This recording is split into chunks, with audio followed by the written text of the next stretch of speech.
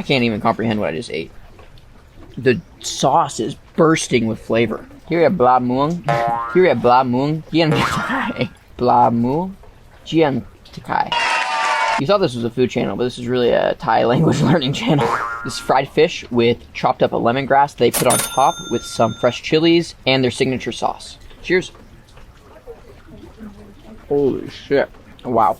It literally tastes like you bite into a gusher, but instead of gusher juice, it's like an infinity of flavor. Salty, sour, sweet, fish tasting, like savory. It's everything, dude. This is probably the most flavorful thing I've ever had.